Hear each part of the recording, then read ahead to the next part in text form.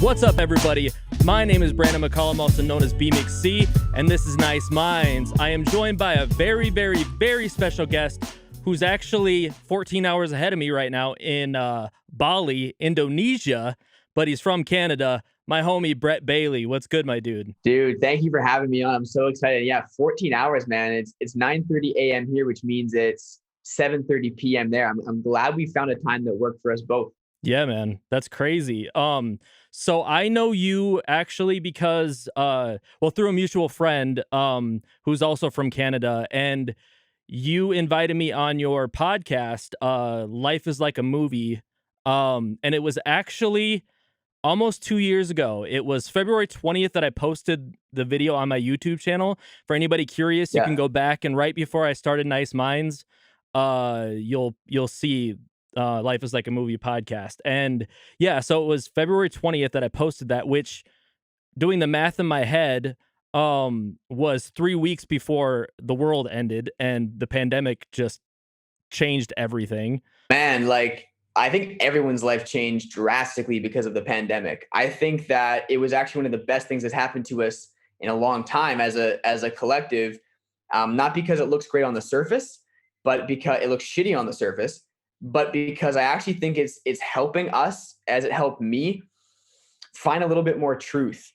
You know, I think that when a situation like this comes up where we go into survival mode and we're like kind of in places of fear, we're like, how am I going to survive? What's this thing? You know, fuck the government. Like, there's all these sort of crazy thoughts that we don't normally have with that same intensity, that one, it either makes us suffer to a point where we need a change, or two, it just stirs the pot, man, of all of our habitual thoughts, behaviors, and actions. And I think it gives us a chance to step out of that sort of snow globe, so to speak, and shake it around a bit and find some more truth and find more of who we are. Because I think in large, as a society, we've been kind of taught to be a certain way. And many people, as I wasn't given the space to decide who I want to be and kind of find who I am. So I know I'm getting super deep right off the start, but this is the shit that I love, man. And that's how I see the pandemic and how it's actually serving humanity. Well, I mean, we'll get deeper into the pandemic because the pandemic absolutely changed my whole life, for better and for worse. And I'm still trying to figure it out. But I kind of want to go into a little background with like who you are and what you do. So on your Instagram, you list yourself as a dreamer, adventurer, and personal growth addict, as well as being interested in transformational breathwork therapy for discovering our purpose, and men's circle enthusiast. So in a nutshell, can you go into like a description of what that means to you and why you decided that that's your life's mission, basically? Thank you for that. And I'll do my best to keep into a nutshell, but I tend to explain things just because these things are really deep for me. And like, as crazy as it sounds, my Instagram bio was actually very meaningful for me. It might seem like nothing for some of you, but for me, it's like kind of sharing who I am. And so it's really deep for me. And so I want to share what a men's circle enthusiast is, because I think a lot of people think I'm just like sitting groups of men and like circle jerking each other. Yeah. It's definitely not what it is. So what a men's circle is, it's a group of men coming and sharing the challenges that they're facing in their life, and as men supporting each other to grow. And the reason why I'm an enthusiast about this is because I was taught by my dad, as my dad was taught by his dad, that it's not good. It actually makes you weak to share. It makes you weak to share how you feel. It makes you weak to say, hey, I'm struggling, I need some help. And that to me is a huge disservice to both men and women in our society, because I believe that we have many men who are trying to act super tough and strong, and they aren't there emotionally for their women, who are in large part raising kids and things of that nature. And then men think they need to be working all day, so they can't raise their kids. And anyways, these are a couple examples of some macro beliefs that I'm seeing. And men's circles help get rid of that stigma and help connect man to man. It's super powerful and different than man to woman. Anyway, so that's that. And then as far as transformational breathwork therapy, have you ever done psychedelics? No, but everybody suggests that I do them. I've just always been so scared of anything mind altering. I mean, except for like weed. I mean, weed and drinking a little bit, but I've never done anything past that. All right, I got you. Well, breath work. Most people don't know what that is either, but you can actually have the same experience as you can on mushrooms, just with the power of breath. Which is insane. Because it's like, dude, what are you talking about? Like, I breathe all day. Like I'm not tripping balls. But if you can do some more intense breath work, I'm going to show the viewers right now because I'm fired up. If you go like this, and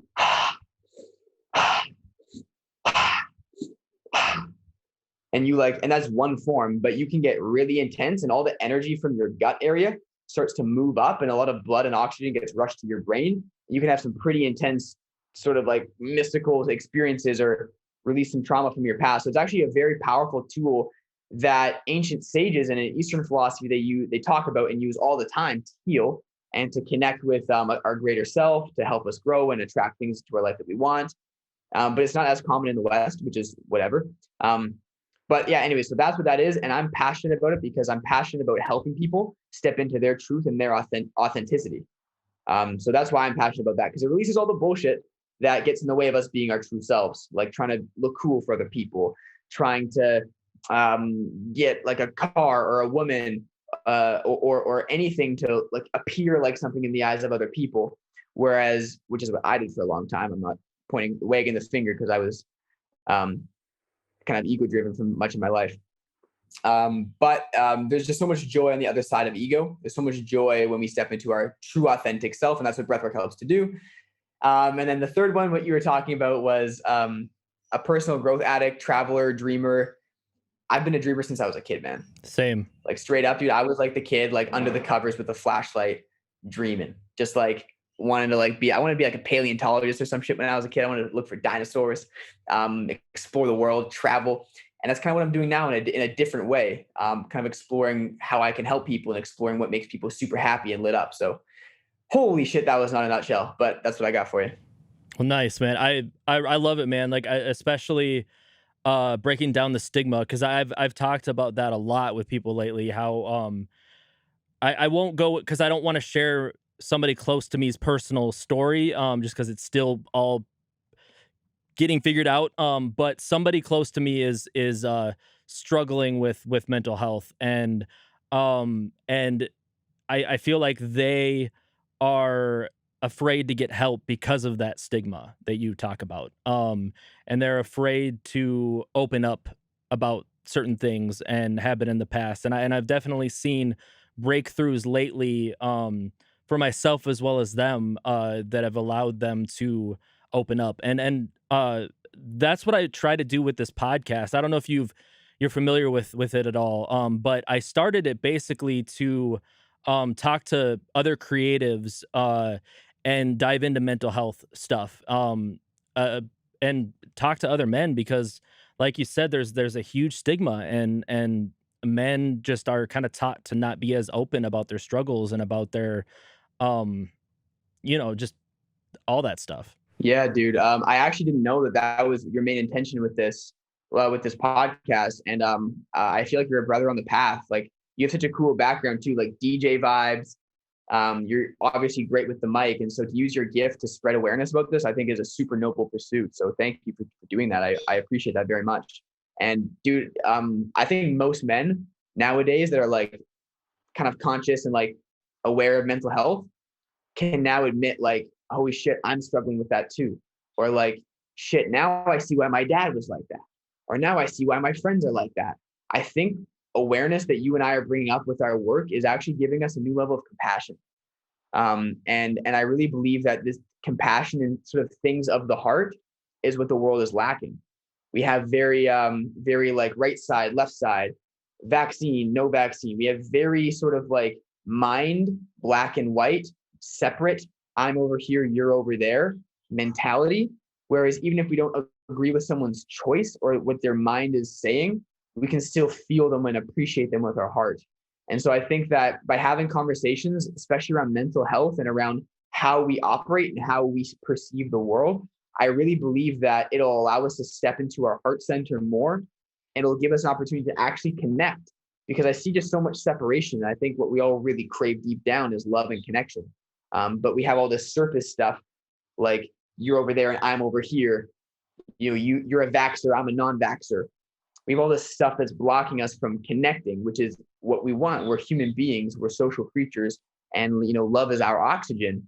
And so, yeah, man, like I'm so fired up about these conversations because it gives us a deeper understanding, which by the way, we weren't taught this in school. I feel like more schools are probably implementing this now, but it's one of the things that's the most important is like why we are the way we are. Didn't see that in my elementary school class. So, anyways, I'm super proud of you, man, for doing this and for having that intention. I think it's fucking amazing. Thank you. Yeah. And I mean, we talked about a little bit about like how the pandemic has changed things, and you said all the better things. For me, I don't know if you saw on my posts at all, but I lost my mother to coronavirus in June. And she was like my best friend, like the closest person to me. And so before this, for like in 2018, she was diagnosed with lymphoma, and then the next year she had a life-saving treatment. And I won't go into too many details, but she was cancer free. So it like, but the treatment, like less than a year before a pandemic hits, the treatment like swiped away all of her immunities. So Wow. not only did me and my family go through all of that trauma with her cancer and her getting good, and then 2020 her on the mend, and then all of a sudden boom, this year she gets it, and then it passes. I mean, it's just been a freaking like life changing. It's been almost 6 months, so it'll be 6 months next week. And so I'm at kind of at this weird point in my life where this podcast, especially talking to people like you who are on a journey of like, self changing and growth and all that stuff. This podcast has really helped me and has kind of been a form of therapy because it allows me to be open about that, and that struggle and what it means to me.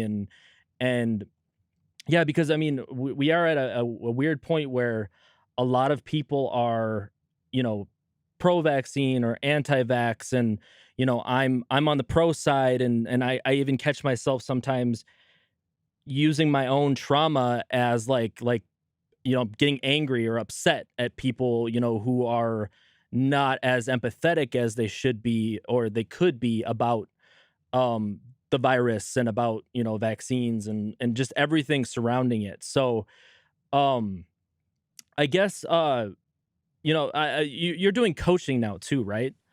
Yes. So what would you do for somebody like me who's like kind of lost and struggling and had this huge traumatic thing? Like, how would you kind of start with somebody like me if I gonna put you on the spot? Yeah. First of all, thank you for sharing what you went through with your mom. I can't imagine what that would be like. I literally just got off a call with my mom right before this call. Um, I'm getting emotional right now just thinking about what I would do or how I would feel if I lost her. So it definitely gives me a more compassionate view for wanting a vaccine. And dude, I'd be getting angry if I was you too, man, about Yeah. people that aren't as empathetic. So I can definitely understand that. Thank you for sharing and being open. Now, as far as what I would do, you've already done. I think the most important step was to acknowledge exactly how you feel. I think one of the main ways that most of us go wrong is we don't acknowledge what's there, and we're not living in reality. We're wishing that it was something different. We're wishing that our mom didn't die. We're wishing that this, and that's okay to feel that and accept that too, and go through that phase. But whatever comes up, whether it's like I wish she was still here, she shouldn't be, or she should be still here. Why are the vaccine people? Why are they not getting it? Whatever we actually feel, it's okay. Yep. And I think like sometimes we get caught up in thinking like, oh, I should be healed by now. That's the main thing in the community that I work in a lot is people think that they should be over this illness by now. I should have dealt with depression, 5 years ago. I should have, and it's like I think we get so caught up in thinking that things shouldn't be what they already are. It's like if you feel grief, feel the grief. If you feel anger, feel the anger, and go into that and really experience it and face it. Because if we push that down, that only leads to dysfunction in our action. So I think you've already done the most important part is acknowledging it and accepting what happens. Now, what I will say is maybe less of what you want to hear, but this is what I would say is it would be the next step if I was coaching someone and they were at a place where they've acknowledged it, accepted it, felt everything they needed to feel. Is I would say when we can find the reason why our worst day was our best day, our entire life can change. Interesting. And in my life, I've had some very, very, very fucking hard times and some very things that happened to me that I thought were so unjust that I thought I could never forgive. that I thought I could never find empowering meaning in, but I'll never forget the moment when that deep hate or resentment or anger in me turned into forgiveness, turned into joy, turned into thankfulness, turned into gratitude. And I'm not saying this from not experiencing it or from a place of bullshit or just trying to think positive and not live in reality. I've actually experienced it, and I've seen other people experience it and share their story about things of this nature. So I would say find a way to appreciate the experience. And even if something was so unjust or unfair, at a certain point, once it's been acknowledged and accepted, there's just no use living in the regret or in the shame or in the guilt or I should have done this or I wish that was different.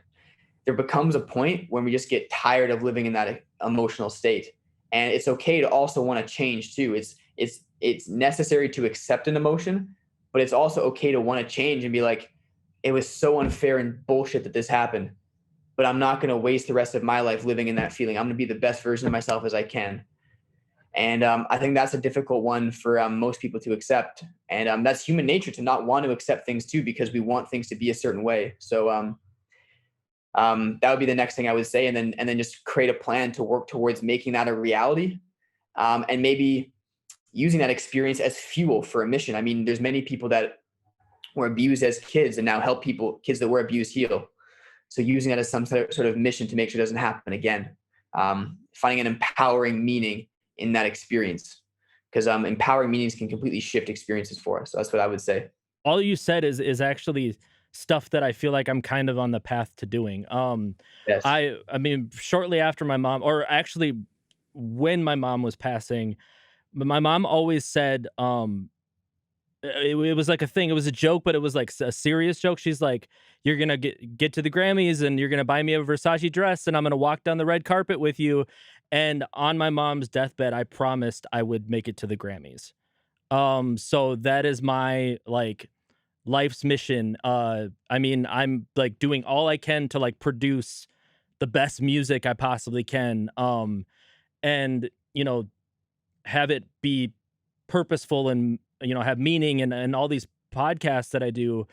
I didn't want to create a podcast and just have it be something where I'm just talking to musicians and we're just talking about our next projects and stuff like that. And sometimes it does turn into that, but I wanted it to have a much deeper purpose. And I feel like combining, my new life's mission of trying to make it to the Grammys and doing this at the same time is giving me a whole new, outlook, and, making me feel like I'm on the right path. And anytime, it's an up and down battle. I mean, every week it's a new feeling. Every other day I feel like it's a new feeling, but, um, and you talked about just like living in your truth and accepting what you're feeling when it happens. And last night yesterday was Thanksgiving. It was my first holiday without my mom.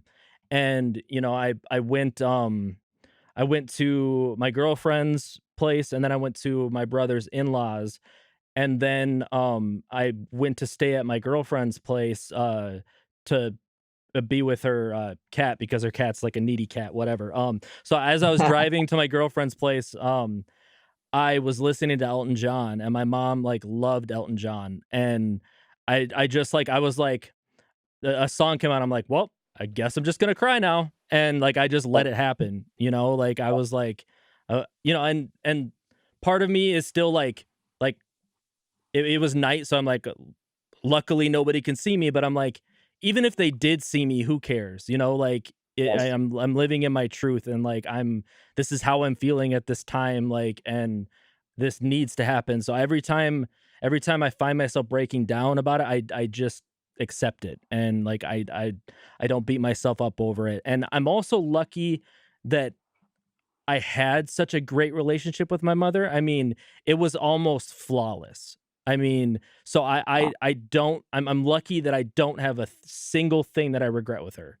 Like I don't regret anything that I said or didn't say or didn't do. I mean, like I said, I mean, I got to spend more time with my mom than most people my age got to spend with them, and had the best times. And so those are things that I get to take with me forever, Yeah. and I think part of it too has been hard because, I'm on my own. I feel like every one of my family members is on their own grief journey, so I'm on my own thing and my brother is on his, my dad's on his, and it's figuring out how to help each other through Yes. this and Yes. and help each other, you know, feel the way that we need to feel and try I don't know, just try to guide each other through this. And that's been, I think, the most challenging part of this Yes. is dealing with everybody else's emotions as well as my own. I can imagine that'd be super challenging with your close family as well. Um, wow, man, I'm just proud of you for pulling over on the road and crying. I'm not sure if you kept driving or if you pulled over to have a full crier. I just kept driving and singing. I mean, it was fine. Yeah, man. I mean, I think it's probably great even too to have your family to go through this with. I mean, I'm sure there's challenging emotions at times. Um, there's this great book called The Body Keeps Score. The author's name is slipping me. It's some like Swedish or German author, and their name is like intense. And I'm not going to try it. But anyways, this great book called The Body Keeps Score, and it was talking about how PTSD veterans came back from Vietnam, and they are emotionally shut down. Because sometimes if we have a big trauma, we can just shut down emotionally. We can't experience anything, happiness. Like we're basically just like hopeless and dark.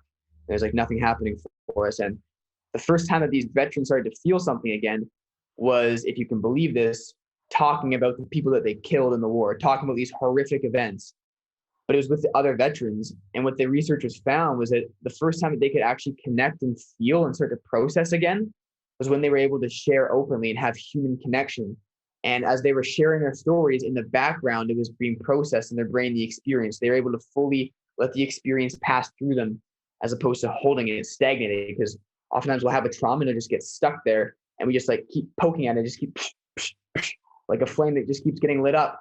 If we can face it and sit in the fire, we can allow the experience to process and pass through. And what these veterans found, or what these researchers found about the veterans, was that the human connection that they had through the same trauma gave them the ability to process it. So I also see that as a benefit to have your family around as well. Um, um, but again, this is just me speaking from a place of not actually having experienced this. So I don't actually know what it's like. And I can only imagine it'd be difficult to go through this, and there's so many different emotions. But I feel like even just you talking about this with me openly on air is so fucking badass. And it shows tremendous growth. And like I see you're on your path with this journey, man.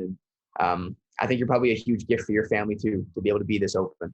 Thank you. Yeah, and the thing is I feel like I can finally embrace that. I can finally be like, I can embrace all my positive attributes and realize that I am that for people. I realize how much I do for other people and how much I help other people, and I think I'm finally like owning who I am. And for the longest time I saw it as kind of a burden, like how I am always there for everybody, and now I'm figuring out how I can be there for myself as well as other people. And it's ups and downs, like I said. I mean, like every other week it's like last week was a bad one. This week I'm feeling a little bit better. And surprisingly the holiday wasn't as bad as I thought it would be. And Yes. it yeah. So I mean, I guess more or less it's the biggest learning experience I've ever had to deal with. And I feel myself at 36 years old growing up more in the last, like, this year, I think, than I did in my 20s and early 30s. And why do you think that is? Um I've I just I guess it's just cuz I have had a huge dose of reality. I mean, and um with the life that I have lived, I feel like with all of my experiences combined, it's finally like I'm able to look at, like, because I mean, I've always struggled with depression and anxiety, and this trauma is just like an additional piece to that. So I'm having to kind of process all of my earlier trauma as well and work through that, and if I feel like it's all kind of coming to the surface. Just everything that I went through, and not doing anything with my 20s, and just running a record label through my early 30s and that not working out, and um living with my parents into my 30s, and I'm kind of just finally just like, fuck it. This is who I am. This is what I've done. It's not all pretty, and a lot of it's embarrassing, but I like you have been saying a lot in your Instagram and stuff, is just finally like living my truth and living my purpose, and I feel like the last 6 months have really just like allowed me to do that. Oh, dude, I'm so fucking happy to hear that. I'm so happy to hear that, man. That's so badass that you're in a place where you're like, fuck it. Yep. Hey man, it wasn't pretty for me either. I look back at some of the shit I did, and I'm like, oof, Right. I don't want too many people to know about that one. You know, Same man. Like I think we all have such a rough journey, and just like nobody like dude, one thing that's helped me live my truth is just to is to like to practice deeply understanding that nobody's life was like all roses. That like Right. my imperfections and my flaws, like actually everybody has things that they think are fucked up. Like everybody has something that like, oh, if people knew, they'd be like, ooh, that's kind of weird. Or like, ooh, that's kind of fucked up. Or like, ooh, that's oh, everybody has those things that we like kind of like are ashamed of in a way, or like a little bit guilty. And I think part of the work is like removing the embarrassment and allowing these things to come to light. And that's why what we're doing right now, bringing our insecurities out into the open, like you more than me, actually, in this podcast was incredible, sharing what you're going through and how you're feeling. Just the people that are listening, man, are going to be having a breakthrough because of this. There's someone listening right now that this has impacted and affected, and it's given them a new insight into their life, as it has for me listening to you. So like this is the work, man. And yeah, man, like fuck, everybody has like these imperfections and flaws, and just the fact that you're sharing them, I believe, and I see it as you giving permission for people to open up theirs, which is going to get them closer to their truth. So fucking amazing. I'm glad we did this. Yeah, me too, man. Absolutely. I feel like that's the journey that you're on, and that's like what I see as like your mission, and hear you talk about all the time, and I really appreciate that. Like the stuff with you, like being too embarrassed to dance in front of people, and all Ah, that stuff, and you trying to get over that. I mean, I can relate to that 100%. yeah. And even like singing in the car with my girlfriend would be like, why are you singing right now? And I'd be like, cause I don't feel like it. And it was just me being like ashamed or like embarrassed or whatever. And I hear you talk about that type of stuff all the time. And I feel like it's so needed, man. And I just appreciate you, and I appreciate the work that you do. And I hope that you continue it, and keep, allowing it to grow yourself. And I hope you so much success in the future, man. Oh, dude, that means so much to me. I'm glad that it's impacted you. And I knew I wasn't the only guy that was afraid to dance on that dance floor. Everybody looked confident, but I knew that some of them were afraid too. Thank you so much, man. I appreciate that a lot. I feel like you're a brother on the path. And yeah, I'm grateful that we got to share this time and share this airspace together today. It's been such a privilege for me. Thank you.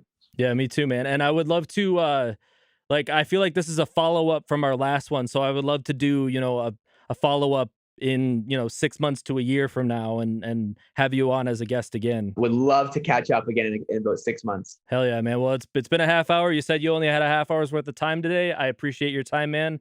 And thank you for this, man. I really appreciate it. Such a pleasure, man. Thank you. Have a good rest of your day, man. Thank you, brother.